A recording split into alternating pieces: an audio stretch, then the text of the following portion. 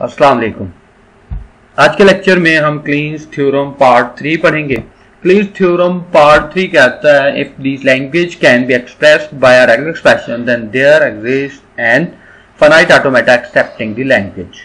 यानी अगर हम किसी लैंग्वेज को रेगुलर एक्सप्रेशन के थ्रू डिफाइन कर सकते हैं तो फिर उसके लिए जो है वो फाइनाइट ऑटोमेटा एग्जिस्ट करती है, या हम एक फाइनाइट ऑटोमेटा के थ्रू भी उसे डिफाइन किया जा सकता है।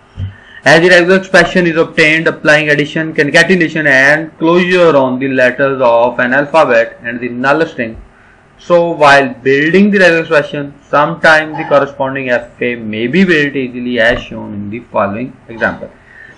इसका मतलब ये है कि जैसे हम जो है वो रेगुलर एक्सप्रेशन डिफाइन करते हैं, डिफरेंट रेगुलर एक्सप्रेशंस को कंकैटिनेट करते हुए, उनका क्लीन क्लोजर लेते हुए या यूनियन अप्लाई करते हुए, उसी तरह हम जो है वो फाइनाइट ऑटोमेटा भी डिफाइन कर सकते हैं। फाइनाइट ऑटोमेटा के ऊपर भी हम यही सारे ऑपरेशन जो है वो डिफाइन करते हुए जो है वो उसे डिफाइन किया जा सकता है। अगर हम ये एग्जांपल देखें तो एक एग्जांपल जो है वो ऐसी लैंग्वेज को डिफाइन कर रही है जो कि सिर्फ बी एक्सेप्ट कर रही है। तो इसके लिए अगर हमने ऑटोमेटा डिफाइन करनी हो रेगुलर एक्सप्रेशन तो सिंपली जो है वो बी होगा, और ऑटोमेटा डिफाइन करें तो ऑटोमेटा में हम यहाँ देख सकते हैं कि ये सिर्फ बी एक्सेप्ट करेगी, जबकि बाकी जितनी भी ऑप्शंस हैं वो हमें डेड स्टेट पे ले जा रही है। ये वाली स्टेट 1 जो है वो डेड स्टेट है और ये स्टेट जो है वो एक फाइनल स्टेट है। तो सिर्फ बी जब अक्कर होगा तो हम इस स्टेट पे आएंगे, इसके बाद ए और बी कुछ भी आएगा तो भी हम डेड स्टेट पे जाएंगे, और अगर स्टार्ट में ए आता है तो फिर भी हम स्टार्ट से टू डेड स्टेट जाएंगे। अगर हम नेक्स्ट एग्जांपल लें तो ये ऐसी लैंग्वेज की है जो कि सिर्फ नल एक्सेप्ट कर रही है। तो नल एक्सेप्ट करने का मतलब ये है कि स्टार्ट और फाइनल स्टार्ट स्टेट जो है वही फाइनल स्टेट होगी, और कोई भी स्ट्रिंग जो है वो इस स्टेट पे एक्सेप्ट नहीं होगा एक्सेप्ट एप्सिलॉन। तो जैसे ही कोई ए या बी हम रीड करेंगे तो हम डेड स्टेट पे मूव कर देंगे, और ये स्टेट जो है वो डेड स्टेट है। अब इसमें हम मेन जो चीजें देखें तो वो 3 है। रेगुलर एक्सप्रेशंस के ऊपर हम यूनियन, कंकैटिनेशन और क्लोजर डिफाइन करते हैं। तो हम यही तीनों ऑपरेशन जो है यूनियन, कंकैटिनेशन और क्लोजर जो है वो फाइनाइट ऑटोमेटा पे भी अप्लाई कर सकते हैं। तो यूनियन अगर हमने 2 एफएस का लेना हो तो उसके लिए जिस तरह हम regular expression 1 plus regular expression 2 use करते थे, ये रेगुलर एक्सप्रेशन का यूनियन है। लेकिन फाइनाइट ऑटोमेटास क्योंकि डिटर्मिनिस्टिक ऑटोमेटास हैं तो इनका यूनियन कैसे डिफाइन करना है, अब हम आगे फर्दर जो है वो ये देखते हैं। ये हमारे पास 2 डिफरेंट ऑटोमेटास हैं। पहली ऑटोमेटा जो है उसका regular expression a plus B asterisk है जिसको हमने R1 का, और दूसरी लैंग्वेज जो है वो एटलीस्ट 2 A's एक्सेप्ट कर रही है। इन दोनों को जब भी हमने डीएफएस का यूनियन लेना है तो उसमें लाजमी है कि हर इनपुट स्ट्रिंग के अगेंस्ट एक ट्रांजिशन होनी लाजमी है। अगर ट्रांजिशन नहीं हो, इट मीन कहीं पे जो है वो अगर मिस होती है तो हमें वहां पे डेड स्टेट ऐड करनी पड़ती है। यानी इसका मतलब ये है कि हमारे पास एक कंप्लीट डीएफए होनी चाहिए, उसमें कोई ट्रांजिशन मिस नहीं होनी चाहिए। अगर तो डेड स्टेट उसमें होनी चाहिए तो वो भी ऐड हो, अगर उसमें नहीं है तो हमें खुद ऐड करनी पड़ती है। तो इसलिए जो है वो एक कंप्लीट डीएफए अगर होगी तो फिर हम जो है वो प्रॉपरली यूनियन अप्लाई कर सकते हैं। अब 2 एफएस का अगर हमने यूनियन लेना है तो उसके लिए अप्रोच क्या यूज होती है। हम बेसिकली जो है वो स्टार्ट स्टेट से स्टार्ट लेते हैं, यानी दोनों के स्टार्ट स्टेट से स्टार्ट लेंगे, और फिर हम पहला इनपुट अल्फाबेट जो है वो रीड करेंगे। पहला इनपुट अल्फाबेट हमें दोनों एफएस में से आगे किसी स्टेट पे ले जाएगा। जैसा कि हम इस एग्जांपल से देखें तो हमारे पास जो है वो x1 स्टार्ट स्टेट है और दूसरे में y1 स्टार्ट स्टेट है। तो हम एक नई ऑटोमेटा डिफाइन करेंगे जिसकी स्टेट का नेम हम a फॉर एग्जांपल रखते हैं, और उसकी जो स्टार्ट स्टेट होगी इसे हम स्टार्ट स्टेट डिफाइन कर देंगे, लेकिन a एक्चुअली जो है वो x1 और y1 को रिप्रेजेंट कर रही होगी। क्योंकि x1 जो है वो फर्स्ट FA1 की स्टार्ट स्टेट है और y1 जो है वो fa2 की स्टार्ट स्टेट है।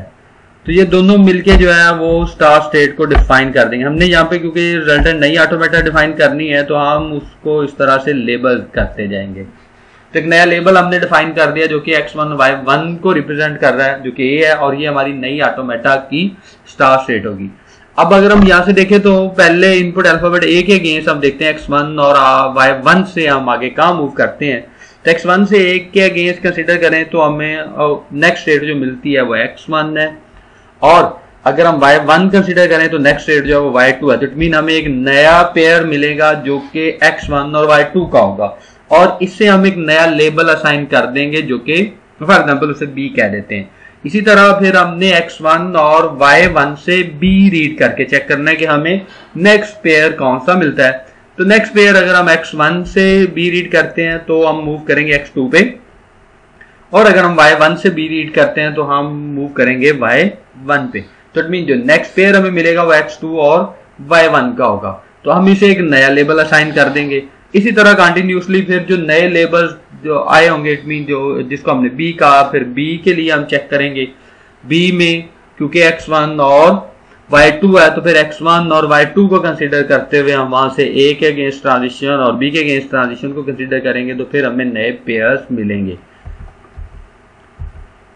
इसी एग्जांपल को यहाँ पे हम फर्दर जो है वो अगर एक्सपेंड करें तो जिस तरह इसे हमने b कहा तो b बेसिकली क्या है x1 और y2 है।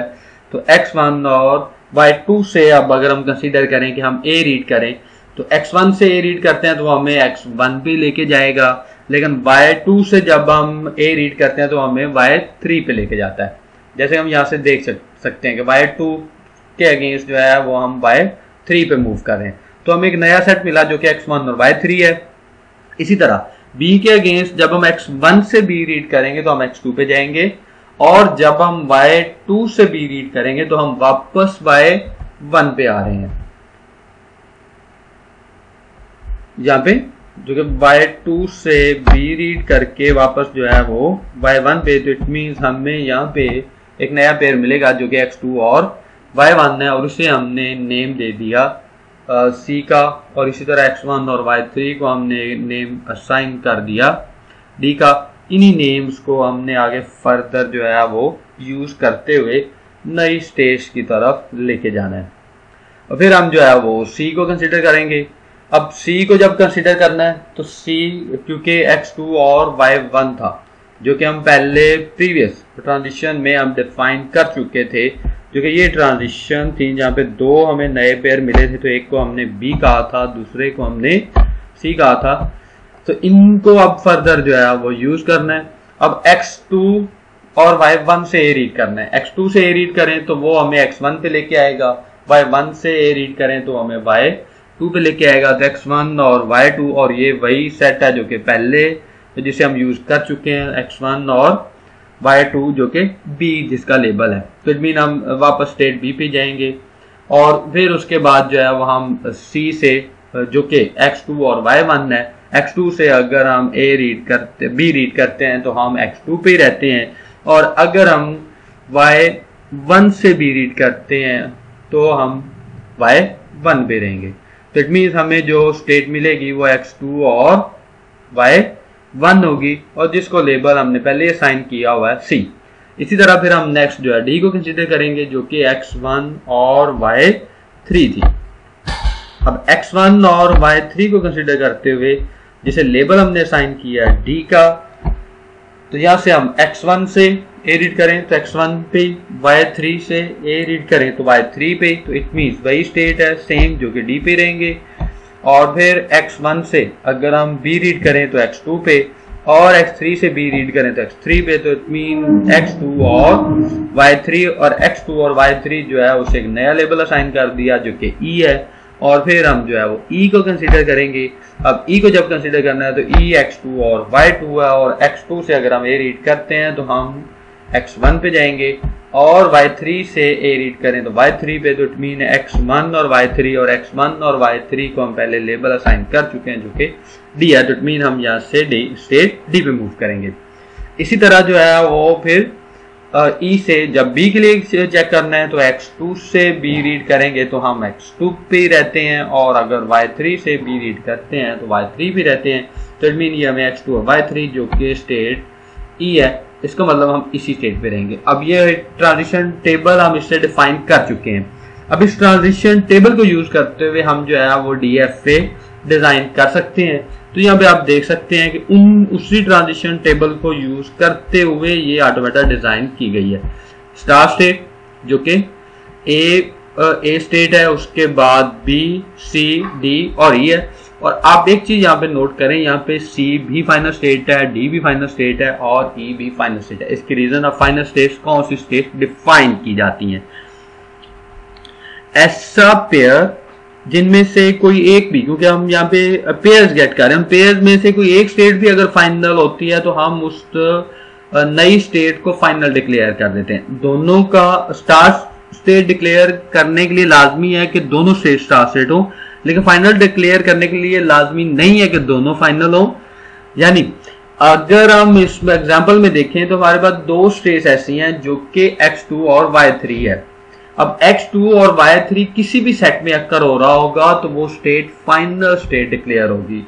x2 और y3 अगर हम यहां से चेक करें किसके स्टेट में आ रहा है तो x2 और y3 जो है वो x2 यहाँ पे इस C स्टेट में है, y3 नहीं है तो हम इसे फाइनल कहेंगे। इस स्टेट में x1 है लेकिन y3 जो है वो फाइनल है, x1 फाइनल नहीं है लेकिन फिर भी हम D को जो है वो फाइनल डिक्लेयर करेंगे। और E में जो है वो x2 और y3 दोनों फाइनल है तो ये भी फाइनल डिक्लेयर होगी। तो फाइनल डिक्लेयर करने के लिए जरूरी नहीं है कि दोनों ऑटोमेटा में से जो स्टेट्स आ रही है वो दोनों फाइनल हो, दोनों में से एक भी फाइनल होगी तो हम उससे फाइनल डिक्लेयर कर देंगे। अब जो है वो फर्दर हम उसको देखते हैं कंकैटिनेशन को। Concatenation of two FAs using the FA corresponding to R1 and R2 and FA can be built corresponding to R1 concatenated by R2. This method can be developed considering the following example. हम उन्हीं ऑटोमेटास को consider कर रहे हैं जहां पे अब R1 और R2 डिफरेंट रेगुलर एक्सप्रेशन है, उनके अगेंस्ट